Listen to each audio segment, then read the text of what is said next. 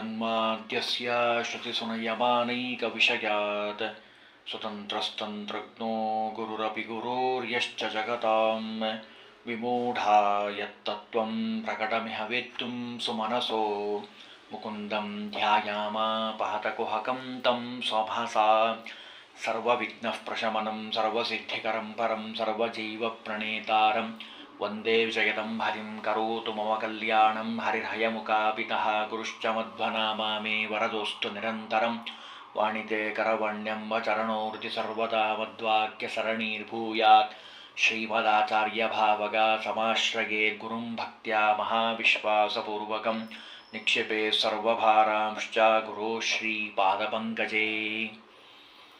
ಅತ್ಯಂತ ಪರಮಮಂಗಳಕರವಾಗಿರುವಂತಹ ಭಗವಂತನ 1000 ನಾಮಗಳ ಅರ್ಥವನ್ನು ನಿತ್ಯದಲ್ಲಿ ಯಥಾಮತಿಯಾಗಿ ತಿಳಿಲಿಕ್ಕೆ ಪ್ರಯತ್ನವನ್ನು ಮಾಡ್ತಾ ಇದ್ದೀವಿ.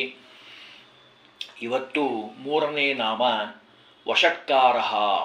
ಭಗವಂತನನ್ನು ವಷಟ್ಕಾರ ಅಂತ ಕರೀತಾರೆ. ಯಾಕೆ ವಷಟ್ಕಾರ ಅಂತ ಕರೀತಾರೆ? ಭಗವಂತನಿಗೆ ವಷಟ್ಕಾರ ಅಂತ ಯಾಕವನ್ನು ಕರೀತಾರೆ ಅಂತ ಕೇಳಿದರೆ, ಐಶ್ವರ್ಯಾದ್ಯಾಹ ಷಡ್ಗುಣ ನಿತ್ಯವೃತ್ತ ವಷಟ್ಕಾರ ಸ್ಯಾರ್ಥ ಇತ್ಯಾಹ ವೇದ. ಐತರೆ ಋಗ್ಭಾಷ್ಯದಲ್ಲಿ ಆಚಾರ್ಯರು ಬಹಳ ಸುಂದರವಾಗಿ ಇದಕ್ಕೆ ಅರ್ಥವನ್ನು ತಿಳಿಸ್ತಾರೆ.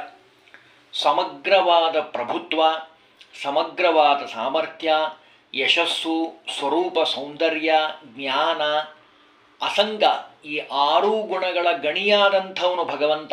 ಶಾಶ್ವತವಾಗಿ ಅವನಲ್ಲಿದೆ. ಆದ್ದರಿಂದ ಅವನನ್ನು ವಷಟ್ಕಾರ ಅಂತ ಕರೀತಾರೆ. ಇನ್ನು ಕರ್ತೃ, ಕರ್ಮ, ಕರಣ, ಸಂಪ್ರದಾನ, ಅಪಾದಾನ, ಅಧಿಕರಣ ಅನ್ನುವಂತಹದ್ದು 6 ಕಾರಕಗಳು. ಅವು 6 ಈ ಭಗವಂತನ ಅಧೀನದಲ್ಲಿರುವಂಥದ್ದು. ಆದ್ದರಿಂದಲೂ ಅವನನ್ನು ವಷಟ್ಕಾರ ಅಂತ ಕರೀತಾರೆ. ಇನ್ನು ವಂ ಬಲಂ, ವಂ ಅನ್ನೋ ಶಬ್ದಕ್ಕೆ ಬಲ ಅಂತ ಅರ್ಥ ಇದೆ. ಇನ್ನು ಷಟ್ಪೂರ್ಣ ಜ್ಞಾನಾದಿ ಷಡ್ಗುಣ ಏವ ಆಕಾರೋ ಯಸ್ಯ ಸಹ ವಷಟ್ಕಾರ ಅಂದರೆ ಬಲ ಮತ್ತು ಸಮಗ್ರ ಜ್ಞಾನಾದಿ 6 ಗುಣಗಳೇ ಆಕಾರವಾಗಿ ಉಳ್ಳಂಥವನು. ಆದ್ದರಿಂದ ಅವನನ್ನು ವಷಟ್ಕಾರ ಅಂತ ಕರೀತಾರೆ. ನೋಡಿ ಎಷ್ಟು ಸುಂದರವಾದ ಅರ್ಥವನ್ನು ಆಚಾರ್ಯ ತಿಳಿಸ್ತಾ ಇದ್ದಾರೆ. ಇನ್ನು ವಾ ಗತಿಗಂಧಯೋಹೋ ಅಂತ ಇದೆ, ಗಂಧನಯೋಹೋ ಅಂತ ಇದೆ. ಅಂದರೆ ಆ ಧಾತುವನ್ನು ಇಟ್ಟುಕೊಂಡ್ರೆ 4ನೇ ಅರ್ಥವನ್ನು ಹೇಳ್ತಾ ಇದ್ದಾರೆ. ಯಜ್ಞ ವಷಟ್ ಅಂದರೆ ಯಜ್ಞಗಳಲ್ಲಿ ವಷಟ್ ಅನ್ನುವಂತಹ ಯಜುಶಾಖಾ ಮಂತ್ರದಿಂದ ಪ್ರತಿಪಾದ್ಯನಾದಂಥವನು, ಕರೆಸಲ್ಪಡಲ್ಪಡಂಥವನು. ಆದ್ದರಿಂದ ಅವನನ್ನು ವಷಟ್ಕಾರ ಅಂತ ಕರೀತಾರೆ. ಇನ್ನು ವಷಟ್ಕಾರ ಅಂತ ಅಂದರೆ ಇಡೀ ಬ್ರಹ್ಮಾಂಡವನ್ನು ಹೊತ್ತಿರುವಂಥವನು, ಅದನ್ನು ನಿರ್ಮಾಣ ಮಾಡಿದಂಥವನು.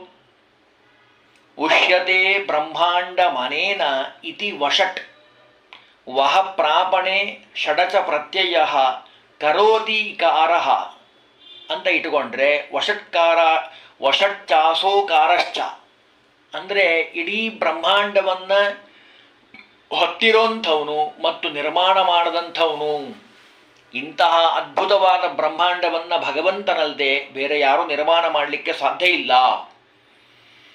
ಇನ್ನು ನಮಗೆ ಈ ರೂಪದ ಚಿಂತನೆಯನ್ನು ನಮಗೆ ಯಾಕೆ ಮಾಡ್ರಿ ಅಂತ ಹೇಳಿದರು ಅಂದರೆ, ಭಕ್ತಾನಾಂ ಬಲಷಡ್ಗುಣಾನ್ ಕರೋತಿ ಇತಿ ವಷಟ್ಕಾರ. ನಮ್ಮ ಯೋಗ್ಯತಾನುಸಾರ ಬಲವೇ ಮೊದಲಾದ ಷಡ್ಗುಣಗಳನ್ನು ಅವರವರ ಯೋಗ್ಯತಾನುಸಾರವಾಗಿ ಭಗವಂತ ಅವರಿಗೆ ಕೊಡ್ತಾನೆ. ಐಶ್ವರ್ಯ, ವೀರ್ಯ, ಯಶಃ, ಶ್ರೀ, ಜ್ಞಾನ, ವೈರಾಗ್ಯಾನಿ ಇತಿ ಷಟ್ ವರ್ತಂತೆ ಯಸ್ಮಿನ್ ಅಸೋ ವಷಟ್.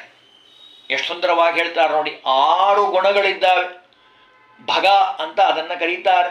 ಐಶ್ವರ್ಯಸ್ಯ ಸಮಗ್ರಸ್ಯ, ವೀರ್ಯಸ್ಯ ಯಶಸ್ಶ್ರಿಯ, ಜ್ಞಾನ ವೈರಾಗ್ಯಯೋಶ್ಚೈವ ಷಣ್ಣಾಂ ಭಗ ಇತೀರಿಣಾಂ.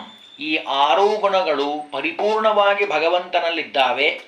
ಇಂತಹ ಭಗವಂತನನ್ನು ನಾವು ಧ್ಯಾನ ಮಾಡೋದ್ರಿಂದ ನಮ್ಮ ಯೋಗ್ಯತಾನುಸಾರವಾಗಿ ಐಶ್ವರ್ಯಾದಿ 6 ಗುಣಗಳು ನಮಗೆ ಪ್ರಾಪ್ತಿಯಾಗ್ತಾವೆ ಅದಕ್ಕೆ ಅವನನ್ನು ವಷಟ್ಕಾರ ಅಂತ ಕರೀತಾರೆ.